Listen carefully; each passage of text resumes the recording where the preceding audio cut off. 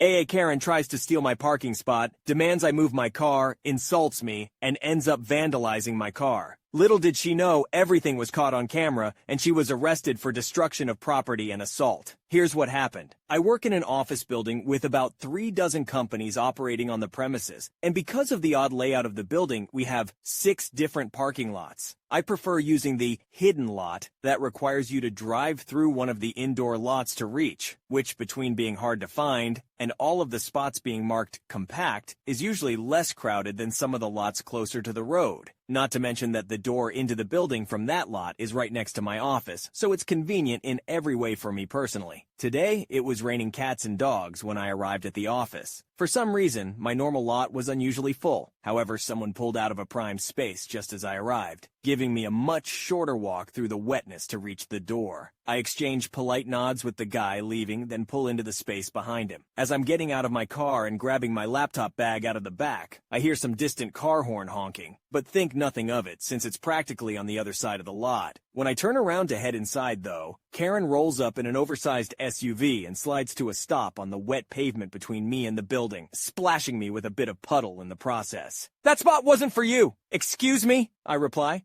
Karen screams, "That parking spot! I was waiting for it and you stole it from me!" I'm now irritated. "Where?" "The off-ramp!" Karen screams, "No, I've been looking for a parking spot for 20 minutes, and when one comes open, it's for the first person waiting." At this point, I look up and take stock of the whole row of empty spaces she had ignored to come over and harass me about taking her space. And consider the fact that the claim she's making, that whoever was waiting first gets the first available space, is not now, nor has it ever been, a real point of etiquette. There are plenty over there that were open before I even got here. Take your pick. "No, I need that spot. You need to move, now." "Why on earth do you have to have this spot?" I shouted, Karen gesturing to the back seat. "So my baby doesn't get wet walking from all the way over there." I look in the back seat, and the kid looking back at me was easily 10, 12 years old. Also, over there couldn't have been more than 50 feet further to walk in the rain. The little kid tells me, "What's up? That's not a baby. He'll be fine. And anyway, your car wouldn't fit in this compact spot." I move and point so she can read the 6-inch tall letters marking the spot as smaller than average. "But if you go around that side of the building, there's another lot that isn't compact spaces." "Whatever. Are you gonna move or not? Your fat ass needs the extra exercise anyway." I was already cranky because I hadn't eaten yet, now pissed that this orangutan in lipstick is talking to me this way. "Well, I'm definitely not moving for such a colossal bitch. Have fun walking in the rain. I hope you get struck by lightning." I quickly walked away while this charming example of humanity hurled abuse after me. Now, admittedly, about 15 minutes later, once I was settled in at my desk, I started feeling really badly that I'd told this woman I hope she gets struck by lightning, even if there was no lightning going on in that rainstorm. I continued to feel bad for all of 5 minutes, when the sound of a car alarm caused me to go to the window and look out. This woman had parked somewhere, gotten out of the car, and was now keying the hell out of my driver's side door, while the entitled kid recorded it on his phone.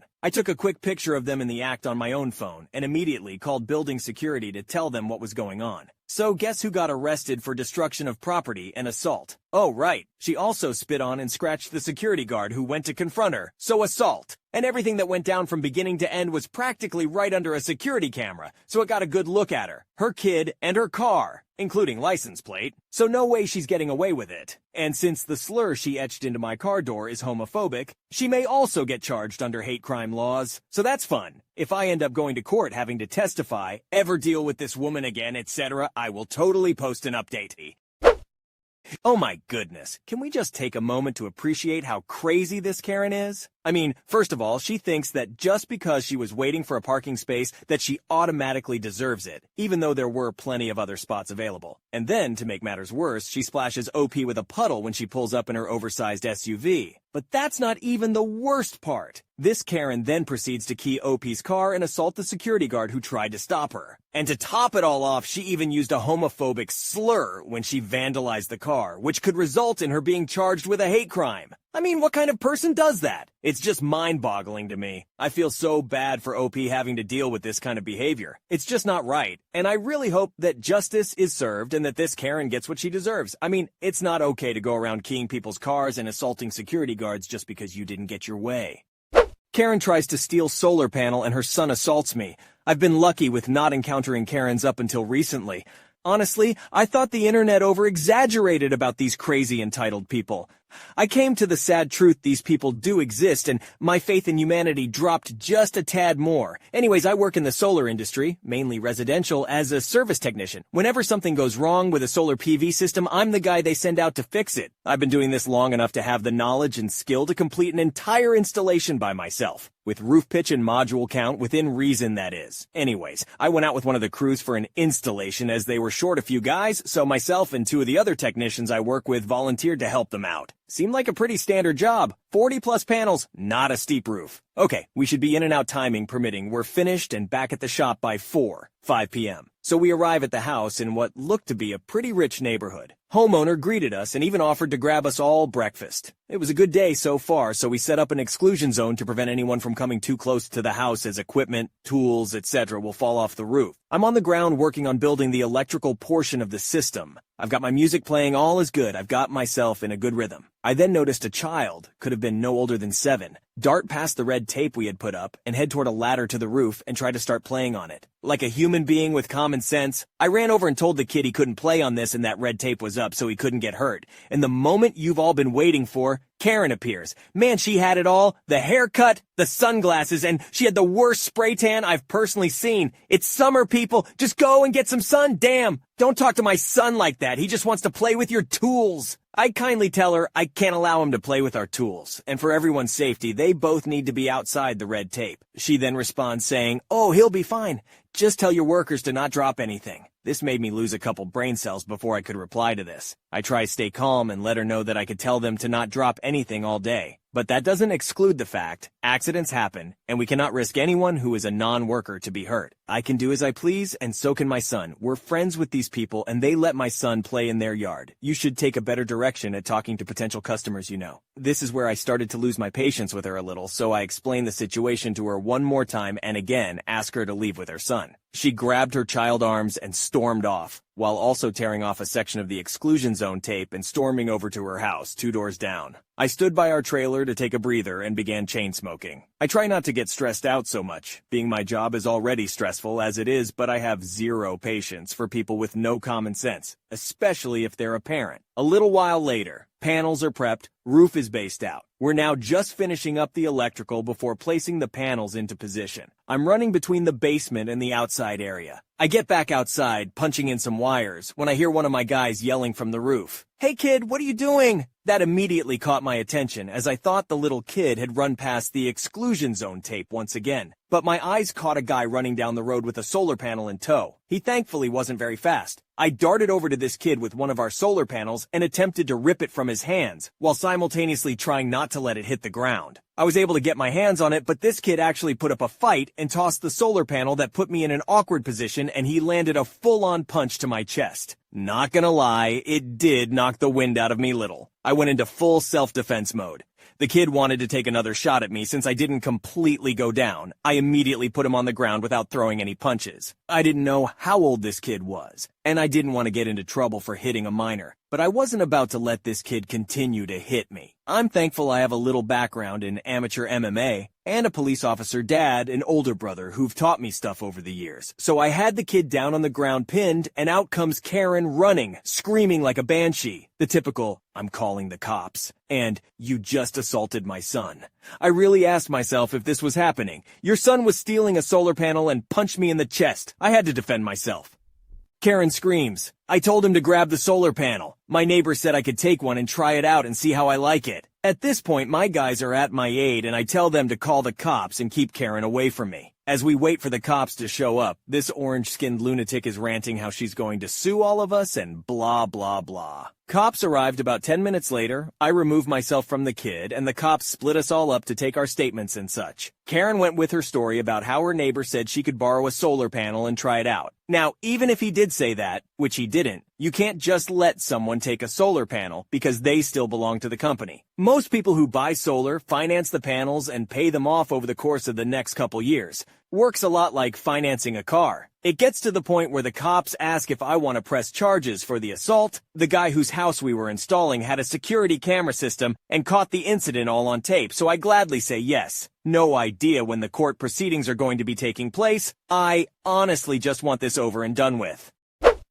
Wow, just when I thought I've heard it all, this story comes along. OP, I'm sorry you had to deal with not only a Karen, but a Karen with a spray tan, yikes! The entitlement and lack of common sense in this situation is just mind-boggling. First, the child runs past the exclusion zone tape, and the mother thinks it's okay for him to play with your tools? That's just dangerous. And then, to try to steal a solar panel? Who does that? And to assault you when you try to stop them? That's just unacceptable. I'm glad you were able to defend yourself without causing any harm to the child. Even with your background in MMA, it's always a tricky situation when dealing with minors. And to top it all off, Karen tries to lie to the police about being given permission to borrow a solar panel, when in reality, that's not how it works. I hope justice is served in this situation and that Karen learns a valuable lesson about respecting others and their property. Have any of you viewers encountered a Karen before? Let us know in the comments.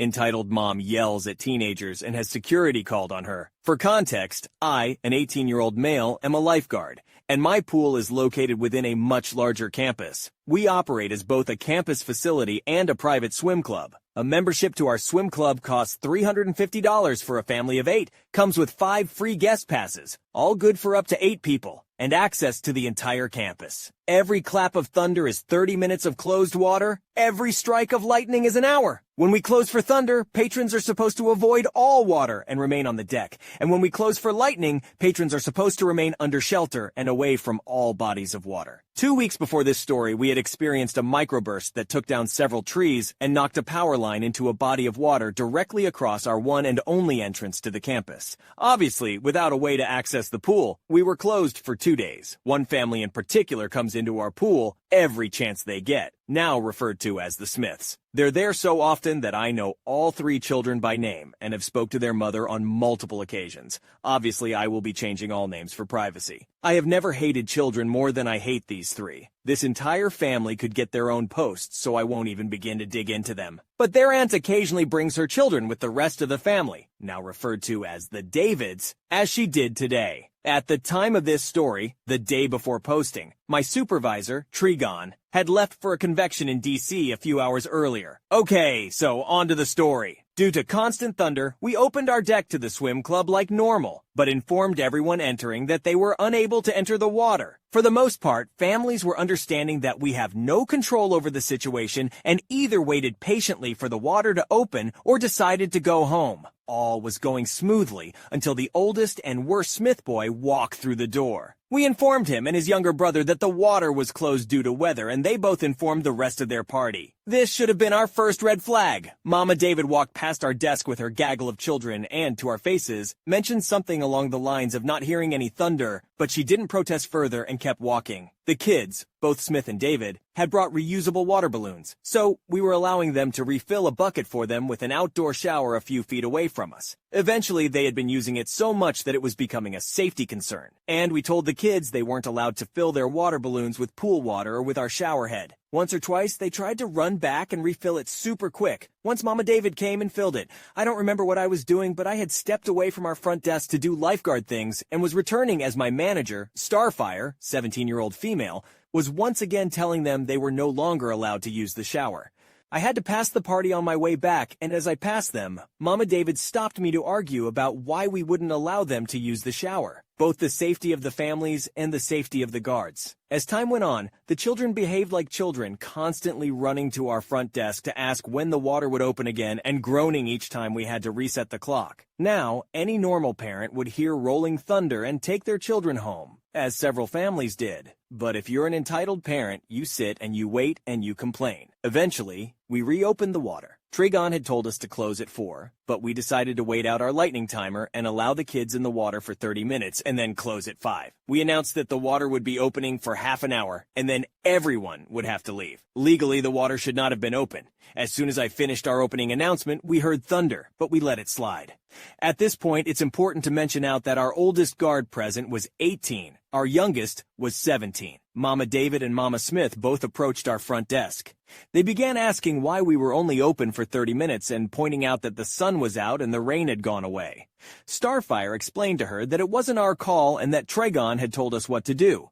Mama David continued complaining that the sky was clear and the chance of rain had decreased. We once again informed her that it was not our call, and she was welcome to call Trigon to question him about it. We told her where she could find his number, and despite him working at a con out of town, he would be incredibly likely to answer his phone, as we had just got off the phone with him a few minutes prior. Despite us telling her how to find his number, she began asking for his personal number. We offered to call him for her, and she finally seemed satisfied. I am very gossipy. As soon as the women walked away, I jumped from my chair and ran to tell my co-workers, Raven and Gizmo, and Starfire followed soon after. Starfire had just gotten off the phone with Trigon, who told her to call security and remove the entire party if they continued to behave this way, and to give them his work number and have them call him if they have questions. We waited patiently in the bathroom as Starfire went and talked to Mama David.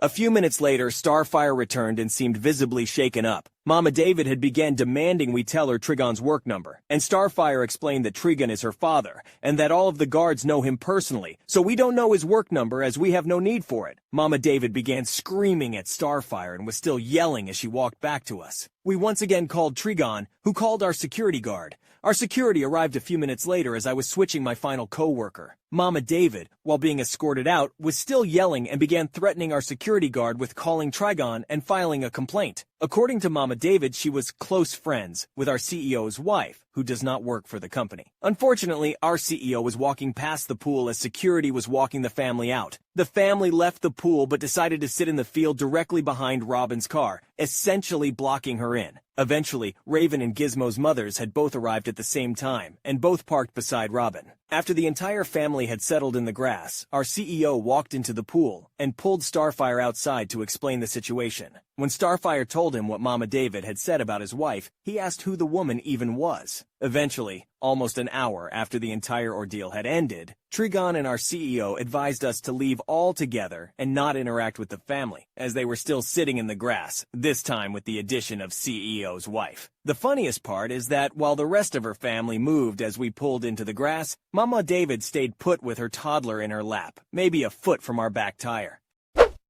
I can't believe the audacity of Mama David, and her entitled behavior is beyond ridiculous. I mean, who in their right mind would demand the personal phone number of someone they barely know? And then to start screaming at poor Starfire when she couldn't provide it? That's just insane! And let's not forget the fact that Mama David threatened the security guard with calling Trigon and filing a complaint. But the craziest part has to be when Mama David claimed to be close friends with the CEO's wife, who doesn't even work for the company. It's almost as if she was grasping at straws, trying to find any sort of connection or influence to get her way. And then, to sit in the field directly behind Robin's car and essentially block her in? That's just disrespectful and shows a complete lack of consideration for other people's space and time. Honestly, I feel bad for the poor lifeguards who had to deal with this craziness. They were just trying to do their jobs and keep everyone safe. But instead, they had to deal with entitled parents and their unruly children.